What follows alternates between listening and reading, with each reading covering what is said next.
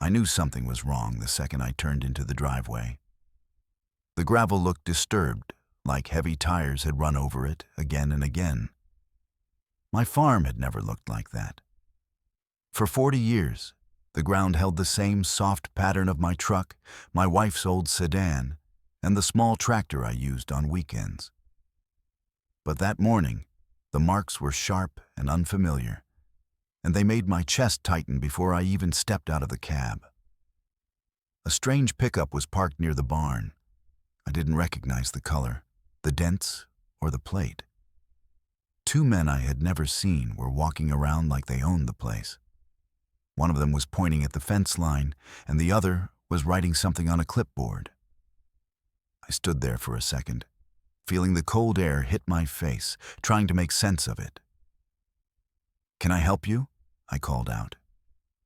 The man with the clipboard looked at me like I was the one trespassing. "You the previous owner?" he asked. His words knocked the wind out of me. Previous owner. I blinked, trying to understand what he meant. "This is my farm," I said. "What are you talking about?" He hesitated, then handed me a printed sheet. My hands shook as I took it. It was a property transfer record. County letterhead, official stamps, signatures. And there, in the seller's line, was my daughter's name. Not mine. Not mine anywhere. I felt something inside me go quiet, the way your body reacts before real pain hits. I read the line again, hoping it would change. It didn't. Her name was there in black ink, bold and final. My daughter had sold my farm, sold it, without a call, without a warning, without even a goodbye. I asked the men where she went, but they said they didn't know. They were only contractors hired to inspect the land before the new owners came in. Every word they said made the world feel more unreal. My voice sounded strange to me, thin and wavering, as I tried to explain that this had to be a mistake.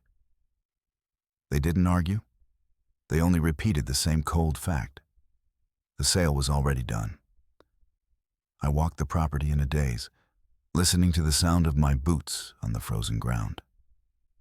My home felt different, like it was already slipping out of my hands. I kept searching for something familiar that could steady me, but every corner of the farm felt touched by someone else's plans. When I reached the old oak tree at the edge of the pasture, I had to stop. I placed my hand on the rough bark and closed my eyes. I didn't say anything out loud, but the silence around me hurt more than any words could. Under that tree was the one thing my daughter never knew about. The one place that still held a piece of my wife. I felt the weight of those letters, even though I wasn't touching them. They were still there, hidden where I left them years ago, buried beneath roots that never betrayed me. But the land above them had been taken by my own child. I walked back toward the house. My house, though it didn't feel like mine anymore. I didn't understand how my daughter had done this, or how the paperwork showed her as the seller when I had never signed a thing. All I knew was that the home I built with my wife, the place where every memory lived, had been taken from me overnight. If you're listening to this and wondering what a parent feels when their own child sells the roof over their head, let me ask you something in return. What would you do if your own child sold your home without telling you? When my wife passed, the house changed in a way I still can't fully explain. It wasn't just the silence or the empty chair at the end of the table. It was the way the air felt heavier, like the walls held their breath with me. For months, I walked through each room, trying to keep her presence alive in small ways. I kept her favorite blanket on the couch. I let her coffee mug stay on the shelf exactly where she liked it. Those small things helped me breathe when the grief came in waves. My daughter, Emma, didn't see it that way. At first, she tried to be patient, But even during the funeral, I sensed something distant in her eyes. She moved through the day with fast steps and clipped words, as if she wanted everything over with. When I lingered near the casket, she touched my shoulder and whispered, "Dad, please, people are waiting." Her voice wasn't cruel, but it wasn't soft either. It carried a pressure I wasn't ready for. As weeks passed, she grew sharper. The first time she told me to get rid of old things, it felt like she was pushing pieces of my wife out the door. When I hesitated, she sighed loud enough for the whole room to hear. "Mom wouldn't want you living like this," she said. But her tone didn't sound like concern. It sounded like impatience, as if my grief was something that interrupted her day. She visited less often after that. When she did come, she walked around the farm like she was inspecting it. She commented on repairs, taxes, the size of the land, things she never cared about before. She asked how much the property was worth now that the market was finally going up again. I remember staring at her, wondering why she sounded more like a realtor than my child. The questions didn't stop. "Do you really need this much land, Dad? What are you going to do when you can't keep up anymore? Have you thought about selling?" Each time, I told her the truth. This farm wasn't just soil and wood to me. It was the life I built with her mother. It was where we raised our daughter. It was where every memory lived. But she kept pushing. One afternoon, she walked right past the oak tree without even looking at it. She knew it mattered to me, but she never asked why. Maybe she didn't want to hear the answer. I stood there watching her, thinking about the letters buried beneath the roots. The letters my wife wrote over the years, the ones she handed to me on our last anniversary. I promised her I would keep them, safe. I never told Emma about them. I didn't think she would understand the weight they carried. Over time, the distance between us grew, not in miles, but in spirit. She stopped asking how I was holding up. Instead, she talked about bills, about how expensive life is, and how she was barely getting by. I helped when I could, but every time I gave her something, she asked for more. When I suggested she slow down with her spending, she rolled her eyes and said, "You don't get how things work now, Dad." The small signs were there, the rushed goodbyes, the annoyed stares, the way she looked around the house like she was calculating what each object was worth. I saw them all, but I didn't want to believe what they meant. I told myself she was stressed, that she was adjusting to losing her mother, that she'd come back to me with time. But time didn't fix anything. It quietly peeled back the truth. The daughter I thought I raised wasn't the woman standing in front of me. Something in her had hardened, and I didn't know how to reach her anymore. Looking back now, the signs were so clear. I just didn't want to see them. I first learned something was wrong when my bank called about a routine confirmation. The woman on the phone sounded casual, almost bored, as she asked if I wanted to move forward with a withdrawal from my home equity line. I remember staring at the wall, confused, because I didn't even have a home equity line. I told her she must be calling the wrong person. She asked my name, my address, the property details. Everything matched. I told her I never opened anything like that. She went quiet for a moment. Then her tone changed, careful and slow, like she was speaking to someone who had just stepped into traffic without realizing it. "Sir, someone did, and the paperwork has your signature." I felt my whole body go cold. I asked her to email the documents. She agreed, but I could hear hesitation in her voice, like she already knew it wouldn't be good. When the files arrived, I opened the first page, and I saw a shaky version of my name scrawled across the bottom. It looked like someone tried to copy my handwriting from memory, but didn't have the skill or patience. The slope of the letters was wrong. The spacing was off. My middle initial wasn't even there. I kept staring at it, waiting for the page to make sense, but it never did. It was a forgery, a bad one. The second document was worse.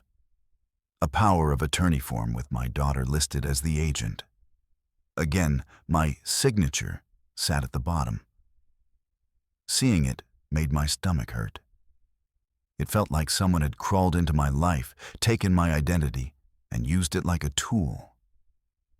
I drove straight to the county office, gripping the folder so hard the papers bent. The clerk behind the counter listened as I explained everything. She typed into her computer, frowned, then pulled up scanned documents. She turned the screen toward me. There it was again. Umsalt name, my signature, approvals for the sale, transfer records, authorization for the listing, each one stamped, recorded, and treated as legal truth. I didn't sign any of this, I said. My voice cracked in the middle, and I hated how weak it sounded. She studied me for a long moment. Do you have reason to believe someone else handled your affairs? No, I said. Then something hit me. A memory I didn't want to admit had weight. Unless my daughter touched some of my mail. A few times. She said she was helping. The clerk's face tightened with concern. There was more. The last page showed the contact information for the coordinator who helped with the financial preparations. It was my daughter's partner, a man who always looked at me like I was in his way. He once said I should relax and let the younger people handle things now. At the time, I brushed it off as arrogance. Now it felt like a warning I ignored. The clerk explained that forged signatures happen more often than people think, especially with older property owners. She said some families take advantage of aging parents because banks and offices assume the documents are legitimate unless someone complains. She was gentle, but the words still cut through me. Older owners, vulnerable adults, people who don't always keep up. I walked out of that office feeling smaller than when I walked in. That afternoon, I met with the bank manager. He showed me the loan activity and the timeline of approvals. Everything pointed toward one truth. Someone used my identity. Someone who had access to my documents, my mail, my trust. I asked him if this could be undone. He said cases like mine often lead to investigations, fraud, elder exploitation. He said the words softly, but they hit hard. That was the moment I realized this wasn't just betrayal. It was a planned attack on an old man they thought wouldn't fight back. They counted on my age. They counted on my grief. They counted on me not noticing the pieces that were disappearing from my life. But they were wrong. The seeds of a legal battle were planted that day, buried deep, just like the letters beneath the oak tree they never cared about. The morning after I learned the truth, I walked out to the oak tree. I didn't rush. I didn't have the strength to. My steps felt heavy, like the ground itself was pushing back against me. The winter air was sharp, and each breath stung a little. Maybe it was the cold. Maybe it was everything building inside me. Either way, I needed to stand under that tree. I needed to see if the only thing I had left from my wife was still safe. The oak had always felt older than the rest of the land. Its branches stretched wide like it was keeping watch over the entire farm. My wife loved it. She used to sit under it with a book or rest her hand on the trunk when she walked by. After she passed, the tree became the only place where I could still feel close to her. That's why the letters were there. That's why I chose this spot. I knelt down slowly, the way older men do when their knees don't always agree with them, and brushed away the thin layer of leaves. The soil was still firm from the cold, but I could see the slight rise in the ground where I buried the tin box. I didn't dig it up. I didn't need to.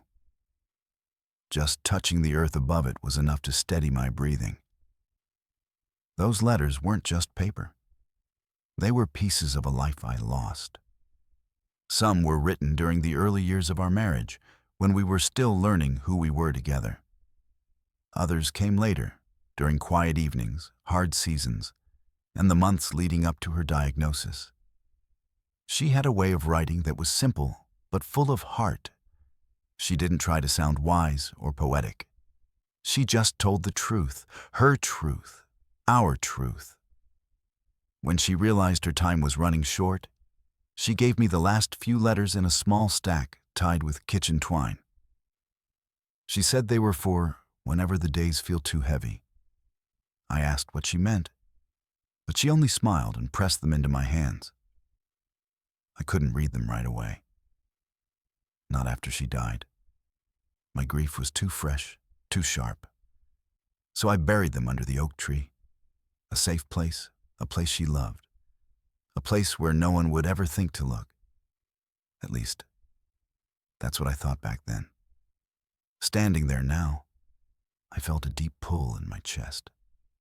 My daughter had walked past this tree dozens of times and never once asked why it mattered. She never wanted to know what the farm held beyond money, value, and potential sales. To her, land was something you measured in dollars. To me, it was where my marriage lived, where memories rooted themselves, where the last words my wife ever wrote were kept safe. The betrayal hit me in a different way under that tree. It wasn't just that she stole the property. It was that she never cared to understand what she was taking. She didn't just sell dirt and fencing.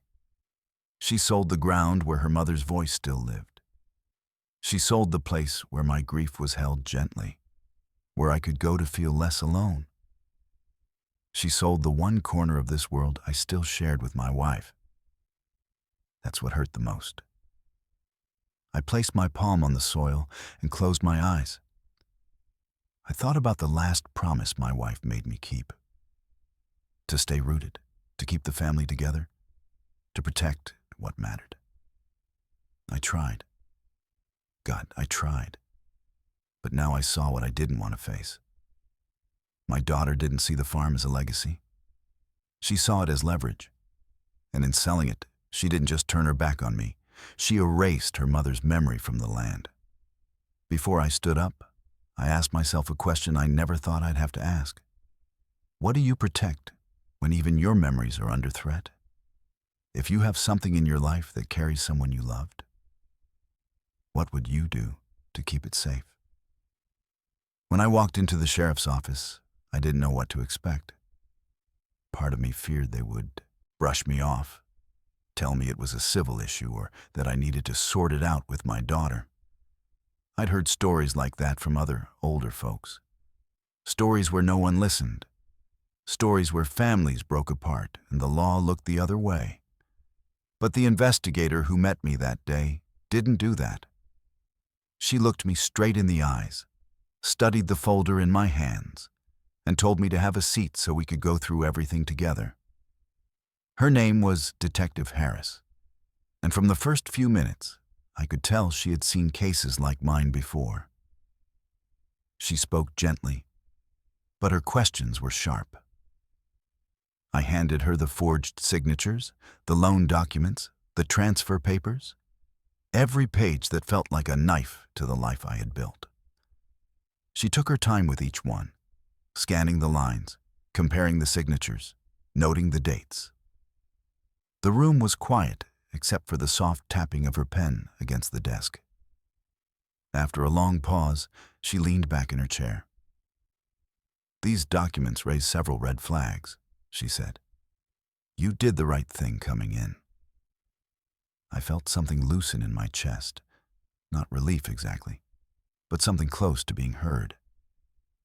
She explained that elder financial exploitation is more common than people realize. She used plain language so I could understand every part.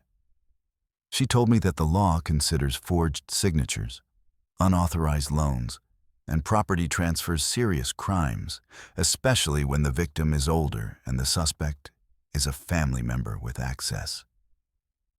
Hearing the word victim made my hands shake. I wasn't used to thinking of myself that way. She asked if anyone else in my family had access to my records. I told her about my daughter's partner, the man who always pushed me aside, who spoke with confidence about things he didn't understand, who made decisions as if I wasn't standing in the room. She wrote his name down without hesitation. Then she asked if I had any proof of conversations or messages that felt concerning. I remembered the times my daughter called and mentioned helping with paperwork, and how her partner spoke in the background, telling her what to say. I didn't think much of it at the time, but now those moments replayed with a different meaning. She asked if any calls were recorded. I didn't record anything myself, but she told me that banks sometimes keep recorded calls when customers request financial changes. She said she would get a warrant for that. For the next hour, she gathered everything she needed. She took copies of the documents. She photographed the signature irregularities. She wrote down each detail I remembered, dates she visited, the mail she touched, the way she pushed me to trust her with the hard stuff.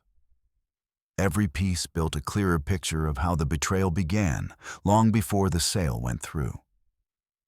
From what I see, she said, closing her notebook, this appears deliberate.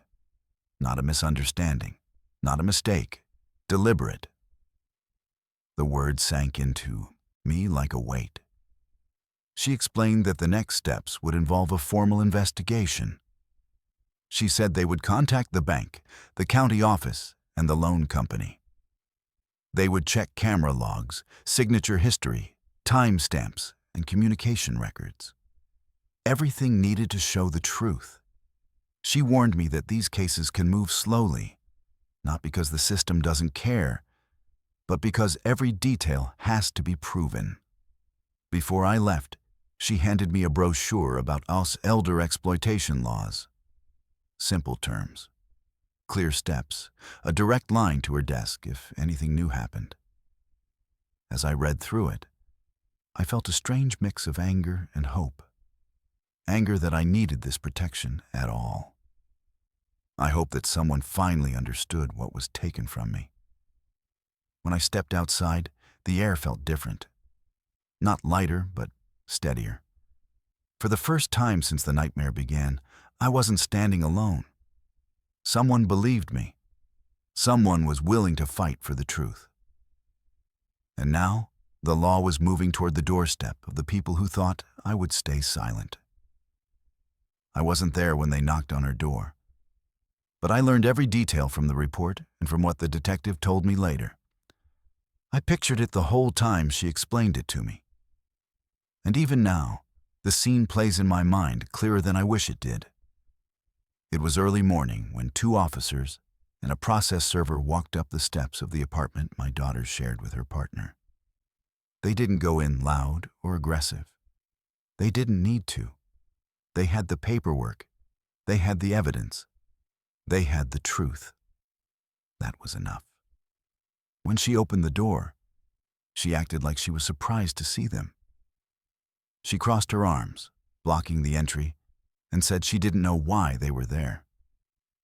One of the officers explained they had documents to serve and questions about the recent property transfers.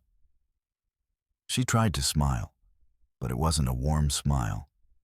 It was the kind someone uses when they think they can talk their way out of anything.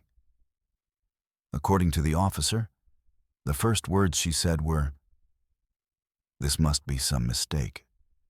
My father agreed to everything." Hearing that later made my stomach twist. Even when caught, she used my name as her shield.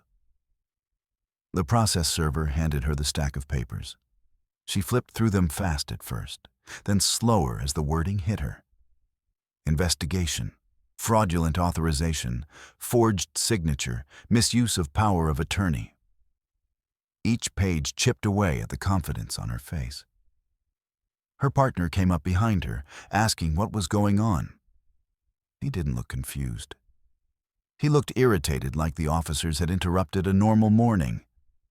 He stepped forward, trying to talk over them, telling them everything was handled, that this was family business, that I probably got confused again.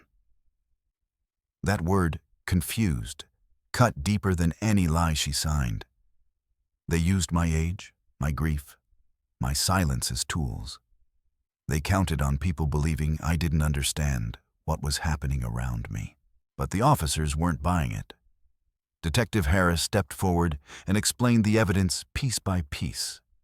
Signature comparisons, bank recordings where my daughter's voice authorized transfers using information only someone close to me could know.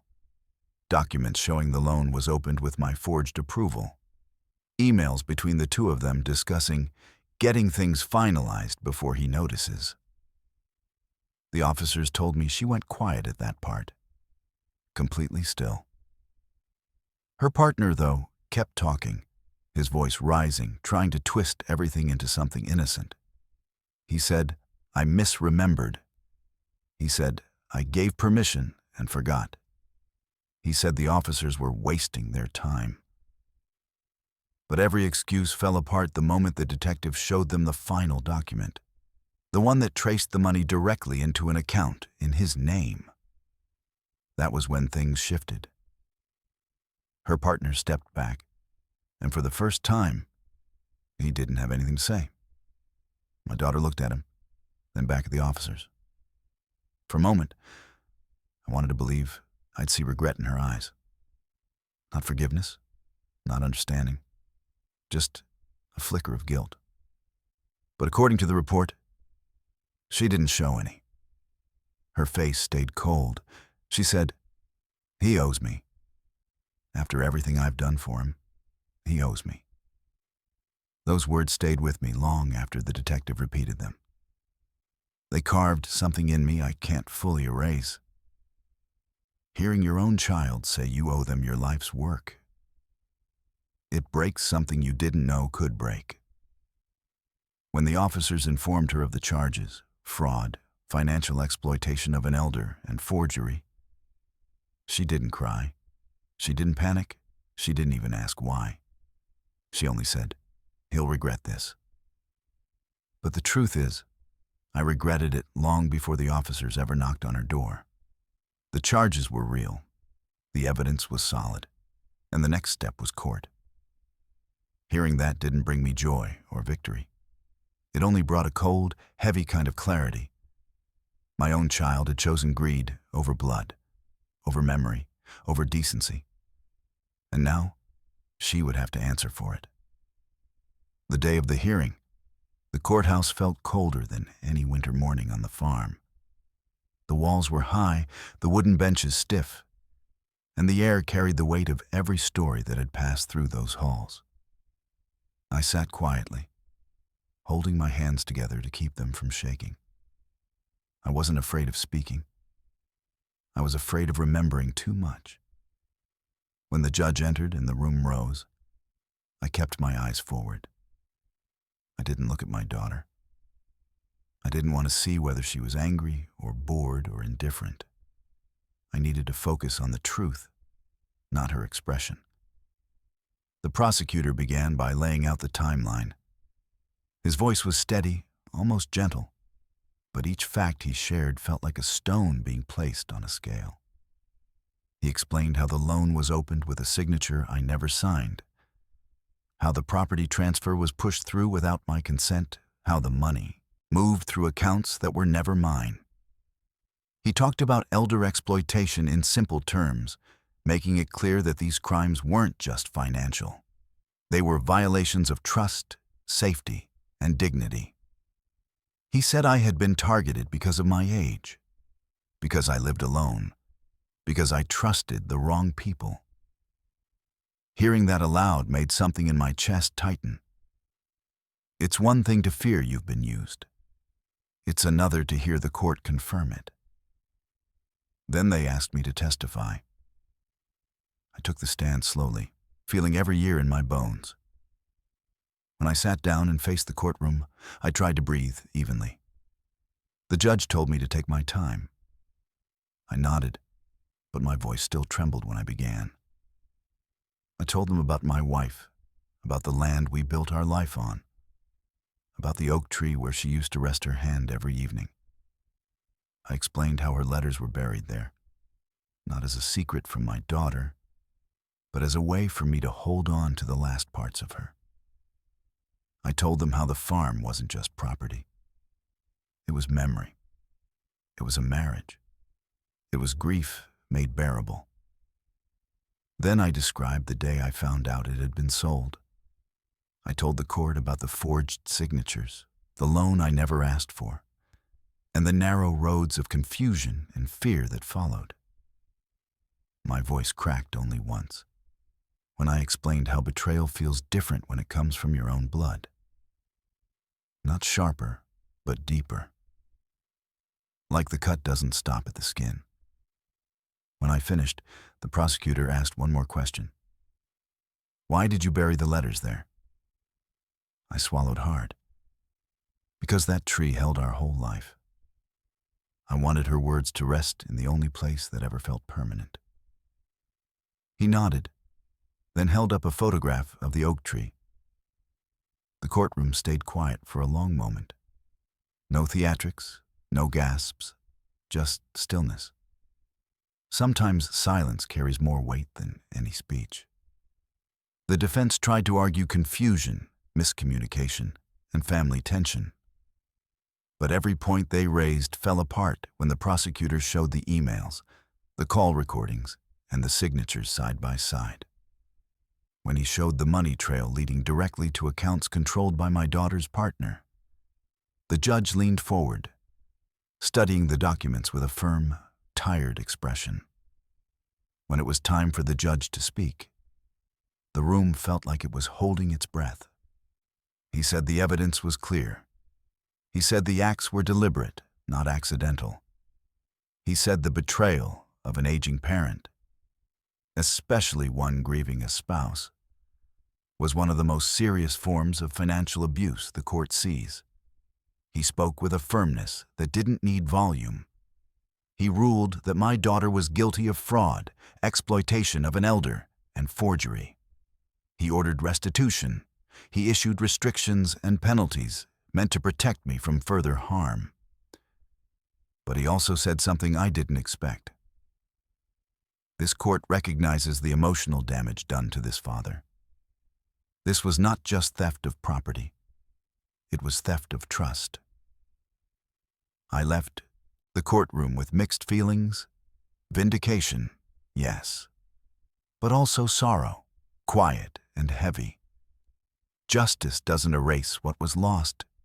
It only names it. As I walked outside, I found myself wondering something I'll ask you now. Do you believe the sentence was enough? I still visit the oak tree, though the land around it no longer belongs to me. The new owners were kind enough to let me walk the edge of the pasture when I asked, and I never overstay. I go early, when the sun is just rising, and the air carries that quiet stillness that feels almost like prayer. I stand beneath the same branches that once shaded my wife and me, and I remind myself that even when everything else was taken, her memory stayed rooted deeper than the soil. Losing my daughter in all of this is a truth I no longer fight. For a long time, I told myself she would wake up one day, realize what she had done, and try to make things right. But courts do not change hearts, and evidence does not rebuild trust. I don't wait for an apology anymore. I don't expect understanding or remorse. Some losses stay losses, no matter how much time passes. Accepting that didn't bring peace, but it brought clarity. Forgiveness is something people talk about like it's required, like you're supposed to hand it out just to prove you're a good person. But forgiveness isn't owed. Not when the wound cuts as deep as this one. Not when the damage was done by someone who chose greed over decency. I can live a full life without forcing myself to pretend that betrayal doesn't matter. My daughter made her choices, and now I'm making mine. I choose distance. I choose safety. I choose dignity. After the court ruling, I moved to a small house closer to town. It's not much, but it's enough. A single-story place with a modest yard and a kitchen that gets warm light in the late afternoon. My new routine is simple. Mornings with coffee, afternoons walking through the community garden, evenings reading on the porch. There are no shadows of arguments, no empty bedrooms full of memories, no reminders of documents signed in secret. It's quieter, but it's a clean kind of quiet. One I can breathe in without pain. I keep one framed picture of my wife on the table near my bed. Not the posed ones, not the holiday shots. Just a simple photo of her laughing under the oak tree, hair pulled back, sunlight catching the edge of her smile. People say time fades memories. But the truth is that some memories sharpen when everything else falls apart. When I look at her face in that photo, I remember who we were before loss and betrayal tried to rewrite our story. The letters are still under the oak tree, right where I buried them. I don't dig them up. I don't need to. Knowing they're there, safe, untouched, reminds me that love can leave marks stronger than anything greed can erase. Those letters carry the weight of promises, prayers, and years of quiet devotion. They remind me that my life wasn't defined by what my daughter did, but by what my wife and I built together. Standing there now, with my hand resting against the trunk, I sometimes think about how close I came to losing even this last piece of her. If the investigators hadn't stepped in, if the truth hadn't come out, the land would have changed hands quietly, and the letters might have been uprooted with the soil. That thought stays with me. The fragile line between memory preserved and memory destroyed. I don't feel anger the way I used to. It burned hot at first, but now it sits low and steady, more like a warning light than a flame. I use it to protect myself, to remind myself that elder abuse isn't just about money. It's about dignity. It's about valuing a life, a history, a person who deserves respect. People need to understand that age does not make someone disposable. Before I leave the tree each visit, I take a slow breath and repeat the same quiet promise. I will not let what happened define my worth. I may stand here alone, but I stand with truth, with memory, with the love that still lives under these roots. And now, if you're listening, I want to ask you something from the heart. What would you do to protect the elders in your life and the memories they still hold close?